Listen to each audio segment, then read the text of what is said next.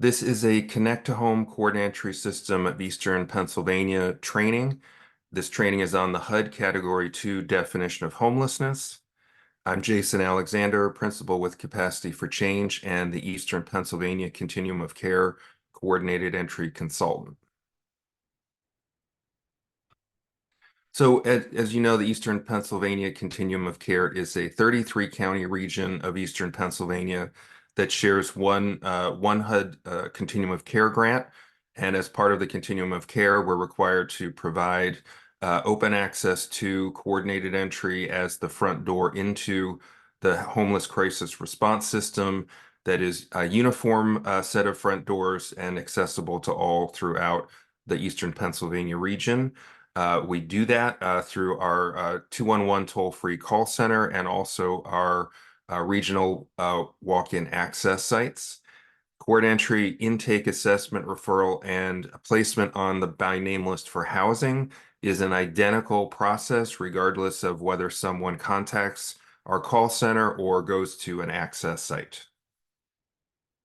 And this is the front door into services, including street outreach, emergency shelter, rapid rehousing, permanent supportive housing, and homelessness prevention.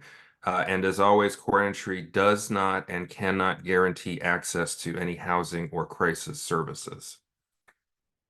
The core entry process, really there's two paths to take. One, someone contacts core entry if they are eligible for intake into the homeless crisis response system.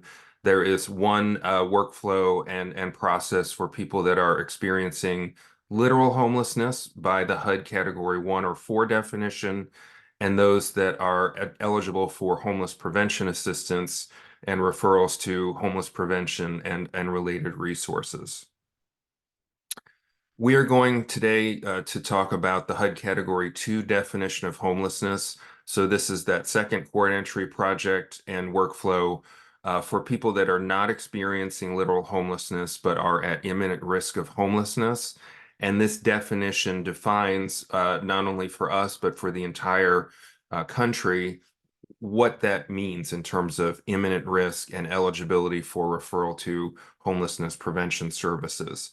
So the definition as written in the Hearth Act and the Federal Register is an individual or family who will imminently lose their primary nighttime residence, provided that three criteria are met. All three need to be met to be eligible for Category 2 project enrollment and referral to homeless prevention services. Point one, residents will be lost within 14 days of the date of application for homeless assistance. That is the date at which they're contacting court entry and requesting homeless prevention service. Second point, they have no subsequent residents identified. If they already have signed a lease to move into, for example, a new rental unit, then they have a subsequent residence and they are not eligible in the Category 2 entry workflow. And third, the individual or family lacks the resources or support networks needed to obtain other permanent housing. So all three criteria have to be met. We're going to talk about what those criteria mean in more detail, but that's the starting point for eligibility for referral to homeless prevention services. Very importantly, this definition includes two kinds of households that are often presenting to coordinated entry. The first are any household within 14 days of losing their housing and meeting these three criteria. What does 14 days away from losing their housing mean? That can include housing that they own, if they own a unit or any sort of permanent housing, if they rent a unit or any sort of permanent housing, if they are sharing with others or are living in a unit or a permanent housing without paying rent. So technically, they do not have to be the person with a lease in their name to be eligible for homeless prevention services if they meet the three criteria in the definition. And second, this Category 2 does include households that are staying currently in a hotel or motel if less than 51% of the costs are paid for by a charitable organization or an agency of government. And this phrase comes directly from HUD, so it's presented as written. Um, for households that lack the resources and support networks to continue residing in the hotel or motel. So if you've watched the Category 1 definition training that's posted on the Eastern Pennsylvania CoC website and YouTube channel, or if you're familiar with Category 1 because you are a court entry specialist, you will note that a household qualifies for Category 1 literal homelessness and enrollment in our Category 1 court entry project if more than 50% of their hotel motel stay is paid for by a charitable organization or a unit of government. But they are eligible potentially for Category 2 if they are paying the majority of the hotel motel stay. And again, they meet the three criteria in the definition of Category 2. There are record-keeping requirements once court entry refers someone, a household, to a homelessness prevention program. So while court entry specialists don't need to ask for these records or document these requirements, this is really important to understand, because when someone presents as I'm going to lose my housing in 14 days, I meet those other criteria. If we make a referral to homeless prevention, they're going to have to document the following. One, a court order resulting from an eviction action notifying the individual or family that they must leave. That is different from a landlord telling someone they're going to be evicted. If they're being told they're going to be evicted by their landlord, but there is not a court order resulting from the eviction action taken by the landlord or property management company, they are not eligible for Category 2. They should be referred to community legal aid or legal services and informed that if they do receive a court order resulting from an eviction action, then they would be eligible for homelessness prevention programs.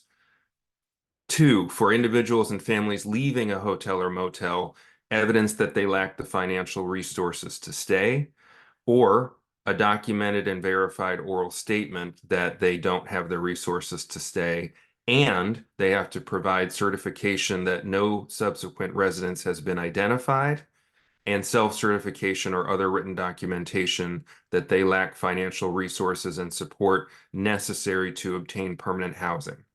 So court entry specialists are not required to explain this list. They certainly are not required to require this documentation. It may be helpful, depending on the conversation you're having with any given head of household, to inform them of these requirements if they are being referred, so that they can prepare that necessary documentation. And that makes it easier for them to be enrolled into a homeless prevention program, which benefits both them and the homeless prevention case manager. But I think the most important thing for court entry specialists is that Category 2, 14 days or way less, if they have the lease in their name, or if they're living with someone who has the lease in their name, and they will be having to leave as a result of the leaseholder being evicted, that court order is the main point of record keeping that will make them eligible for Category 2 referral. There are 3 key policies and procedures in our court entry policies and procedure manual related to Category 2 that are important for court entry specialists to know. One is there are additional options for veteran households. So veteran households who will lose their residence within 30 days of the date of application for homeless assistance or contacting court entry and meeting the other criteria for Category 2 can additionally be referred to supportive services for veterans' families, or SSVF. There are SSVF providers operating throughout the 33 county region. So any veteran household that presents to coordinated entry and is at imminent risk of homelessness even if they're more than 14 days away, um, that they're 15 to 30 days away, they're not eligible for referral to a homeless prevention program that is funded by HUD Emergency Solution Grant, but they are eligible for referral to SSVF. So if a core entry specialist is engaging with a head of household and there is a veteran in the household, which means at least one member has served in the U.S. military, including the Army, Navy, Air Force, Marine Corps, Coast Guard, Reserve, or National Guard. That's a veteran household. You can refer that household to an SSVF provider through PAHMIS if they are within 30 days of losing their residence. If SSVF is not able to help them regain their housing stability, they will be eligible for referral to our other homeless prevention programs when they are 14 days or way or less from homelessness. A second key policy, one of the major funding sources for our homeless prevention services, and one where it's essential requirement to be receiving a referral from court entry to even be eligible for enrollment, is this HUD Emergency Solution Grant Program, or ESG, which does fund homeless prevention services. And a key policy here is that HUD ESG grant programs do not have residency requirements. So if there is not an ESG HP grant program in a household's current county of residence, a core entry can refer them to an ESG homeless prevention program in another county within the CoC. And therefore, that they just have to be open to relocating to that county. So a HP grant from ESG in another county will not provide rental assistance to remain in the current county of residence, but it may help them move into the county in which the program is operating. So the household must be willing to relocate to that county where the ESG HP program operates. And just as a reminder, even then, program enrollment is never guaranteed. We are simply making appropriate referrals to eligible services. A third key policy, core entry does not make referrals to emergency shelter for households that are enrolled into the Connect to Home Homeless Prevention Category 2 project. What this means is that when households present to court entry, they are eligible for Category 2 services. Court entry will not make referrals to emergency shelter because the household is not literally homeless. And in fact, the purpose of referring them to a prevention program is to keep them from becoming homeless, and literally by the HUD definition, and needing that access to emergency shelter. This is a relatively new policy change in the Eastern Pennsylvania continuum of care. It does generate significant questions and concerns. And the simple truth is that the Eastern Pennsylvania continuum of care does not have enough emergency shelter beds, case managers, or programs to refer people who are at risk of becoming homeless. This policy is posted on the Eastern Pennsylvania Continuum of Care website. At the end of this presentation, there will be URLs to linking directly to that information. So core entry specialists and managers have a way to easily reference and send people to the website if they challenge this policy in the moment. So this is available on the website. There are frequently asked questions about Category 2 and eligibility and enrollment. I'm going to highlight just a couple of key ones, and core entry specialists and others can always submit new questions to us through we do have a Ask a Question capacity for coordinated entry, or simply contact the core entry regional manager in your region of the continuum of care.